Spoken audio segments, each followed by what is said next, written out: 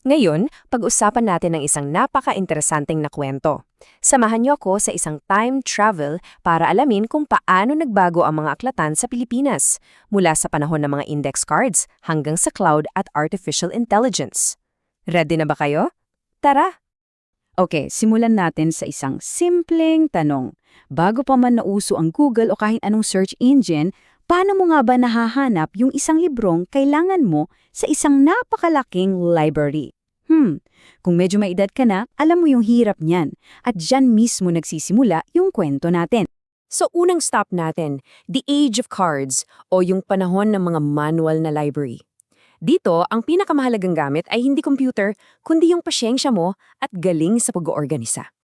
Imagine niyo to, isang mundo na puro matataas na card catalog.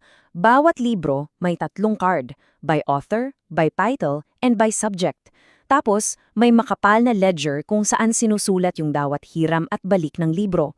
At syempre, ang soundtrack ng librariya, yung tuloy-tuloy na tunog ng mga makinilya. Lahat mano-mano. Ganyan ang buhay sa library noon. Siyempre, etong sistemang to may mga seryosong problema. Unang-una, sobrang matrabaho. Pangalawa, isang maling type o sulat lang, pwedeng mawala na yung record ng isang libro. Dahil dito, limitado rin ang access ng mga tao sa informasyon at napakabagal ng pagtutulungan ng mga library. Malinaw na kailangan na talaga ng pagbabago. At dito na nga pumasok ang teknolohiya. Ang susunod na yugto, ito na yung pag-usbong ng revolusyon ng mga microcomputers. Dito na nagsimula ang lahat. Noong 1985, may inilabas ang UNESCO na isang software na talagang nagpapabago ng laro, ang CDS/ISIS. At ang pinakamaganda rito, libre siya. Dahil dito, kahit yung mga library na limitado ang budget sa Pilipinas, biglang nagkaroon ng kakayahang gumawa ng sarili nilang electronic catalog gamit ang mga PC. Wow, di ba napakalaking bagay niya noon? At ito yung pinaka-cool na resulta niyan. Dahil sa CDS/ISIS, ang mga librarian natin hindi na lang basta tigaayos ng libro. Naging librarian programmers sila. Sila mismo yung nag-aaral at nagko-customize ng software para umakma sa library nila. Dito mo makikita yung galing at pagiging resourceful ng Pinoy, di ba? So okay, ayos na yung bawat library. Anong sunod? Siyempre, ang pag-uugnay-ugnay sa kanila. Ito na ang simula ng panahon ng mga network. Grabe yung bilis ng mga pangyayari, no? Tignan nyo to. Pagkatapos ng CDS/ISIS noong 1985, by 1993, naitayo na ang PHNet. Yan yung pinakaunang gateway natin sa buong mundo via the internet. Tapos, 2 taon lang, 1995, inilunsag na yung DOST-ESEP Library Network, ang unang-unang library network sa Pilipinas. Ito yung mga pundasyon ng modernong library system natin. At dahil may internet na, sumunod na rin yung pag-level up ng mga software. Umalis na tayo sa simpleng digital catalog lang. Ang mga library lumipat na sa tinatawag na Integrated Library Systems o ILS. Isipin nyo, para itong isang all-in-one system na namamahala sa lahat. Mula catalog, sa paghiram ng libro, hanggang sa pagbili ng mga bagong libro. Lahat nasa iisang lugar na lang.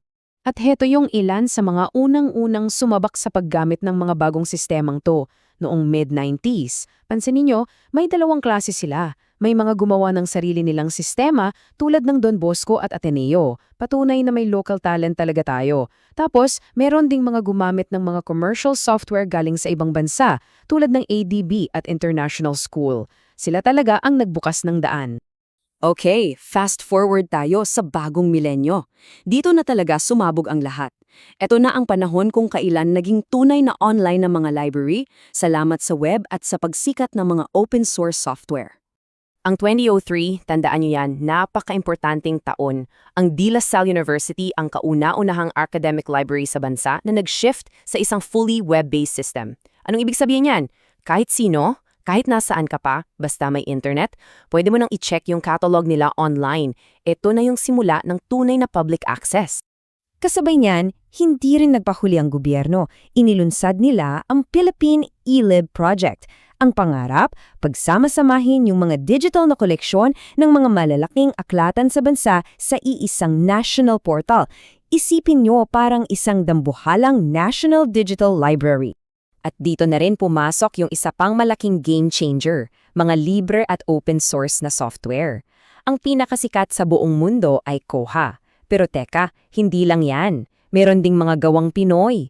Noong 2001 at 2002, lumabas ang PageMaster at Libro System bilang mga freeware at nag-evolve yan hanggang sa MySophia na ginagamit na yon. Pagsapit naman ng 2006 hanggang 2008, kumalat ang InfoLib na libreng pinapamahagi sa mga librarians.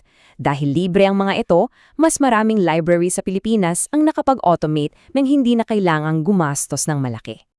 Okay, at ngayon, nandito na tayo sa kasalukuyan. Ibang-iba na ang laro.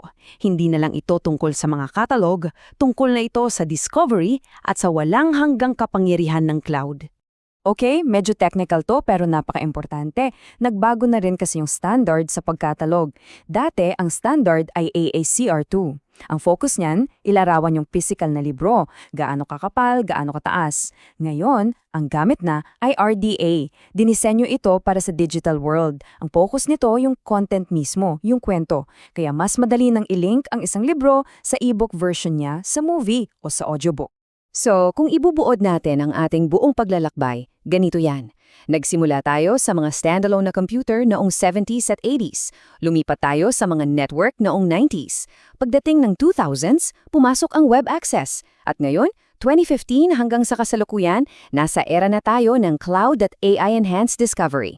Ang linaw ng pag-unlad, di ba? At ang pinakabago ngayon, yung mga discovery services tulad ng Tuklas platform ng UP. Isipin nyo, sa isang search bar lang, hinahanap na niya lahat. Libro, journal, thesis, video, audio, lahat na. Hindi ka na lang naghahanap ng libro. Ang ginagawa mo na ay tumutuklas ng kaalaman. Kaya naman, iiwan ko kayo sa tanong na ito para pag-isipan.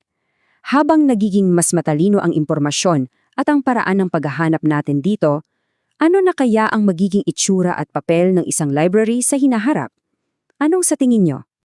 Ayan, sana ay marami kayong natutunan at na-inspire sa ating pagtalakay layon. Kung nakatulong ito sa inyo, please huwag kalimutang i-share, i-like at mag-subscribe. At abangan nyo ang susunod nating upload. Maraming salamat sa panonood.